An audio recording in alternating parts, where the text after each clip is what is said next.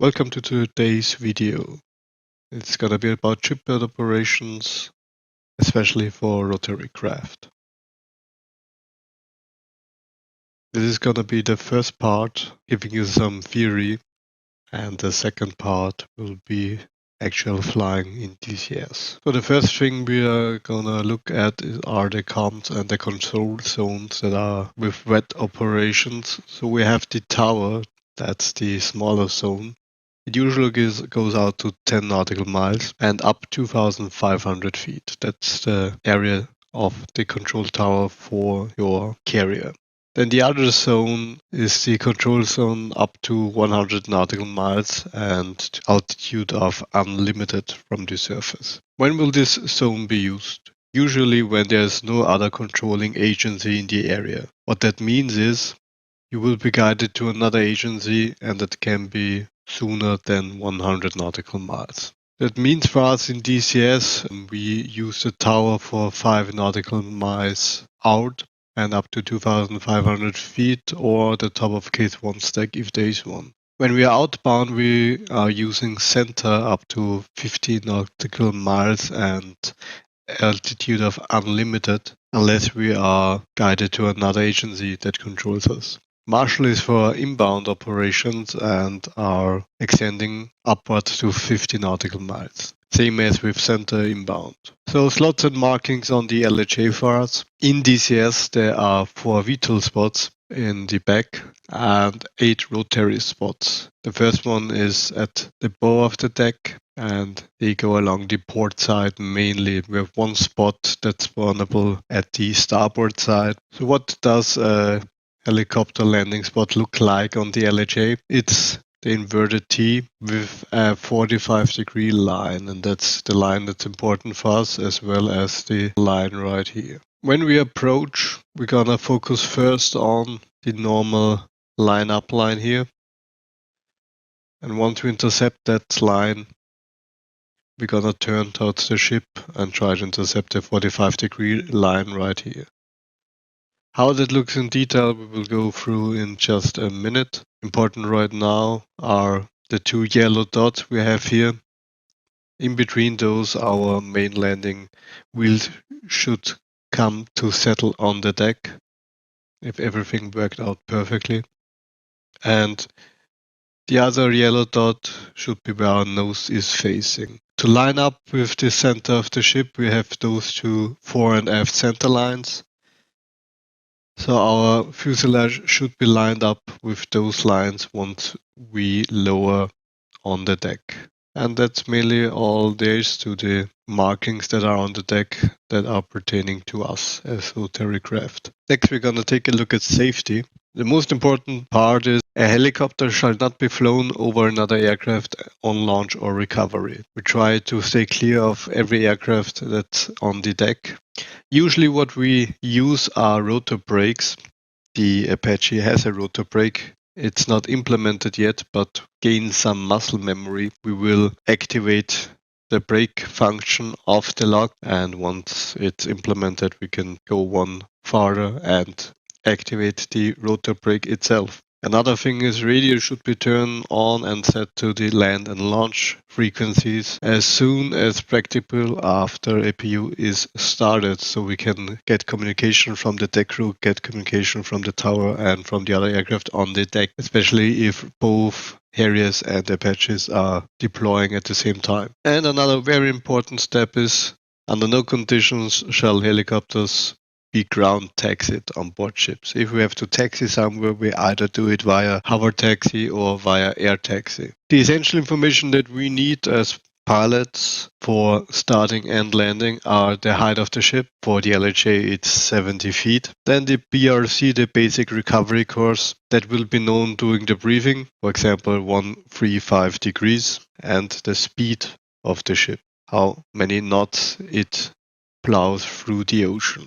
It will be around 15 to 28 knots. Now let's go on to launch procedures. What do they look like? Well, first, it should be slotted so that the first aircrew is at the first spot and everyone spawns behind them for a clear takeoff and an orderly fashion. We have 3 launch procedures. Case 1 for VMC. case 2 for VMC, and case 3 for IMC. We won't use case 3 because the Apache is not IMC rated and we don't have the equipment in DCS.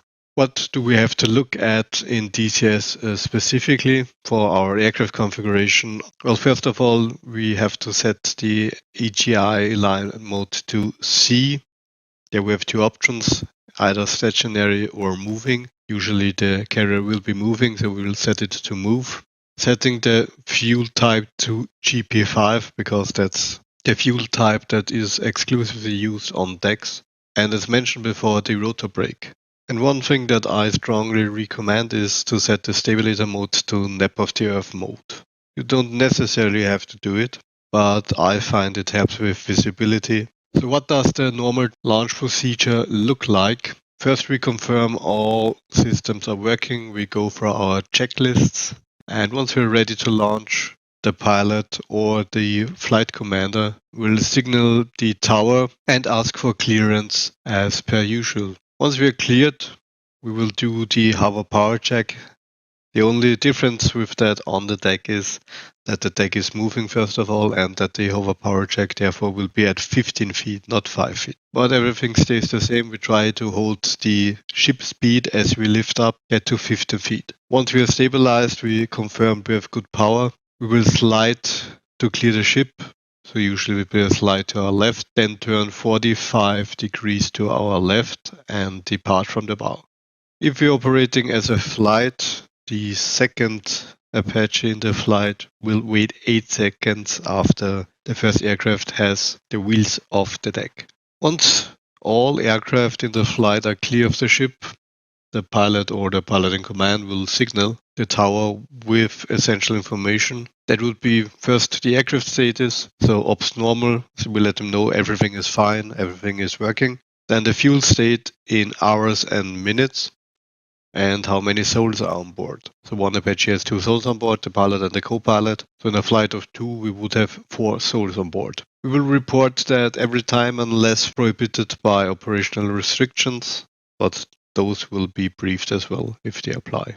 Once we are clear of the deck, we will climb to 300 feet and accelerate to 19 knots first. For training purposes, we will remain within 300 feet, so we will try to climb there first and have an airspeed of 19 knots true airspeed. And then we will begin our left turn to remain in the Charlie pattern and get our flying done. If we are under normal operations, we will perform what's called a flyby before leaving the pattern. So we will fly the Charlie pattern for one time to let the crew get a better view of the aircraft and see if everything looks normal. And if we discover any emergency, we have enough time and are not too far away to land on the deck again. Another thing to consider is that the launch of helicopters should only be attempted at a straight course and into the wind. It can be attempted while the ship is turning, but those are authorized by the ship's commander. Now take a look at after launch emergencies. There's one method we use. We will try to jettison all our external stores to lose weight. Same with fuel, we try to dump that as well to gain some more leverage. And as soon as we can, we advise the tower of the nature of our emergency and of our desires. If we want to land, if we want to try to fly with the emergency that we have. What can we expect? We can expect that PryFly will give us a Charlie with an X. X is a time. So, for example, Charlie 5. And PryFly will expect us to be wheels on the deck in 5 minutes. That's what the Charlie 5 means.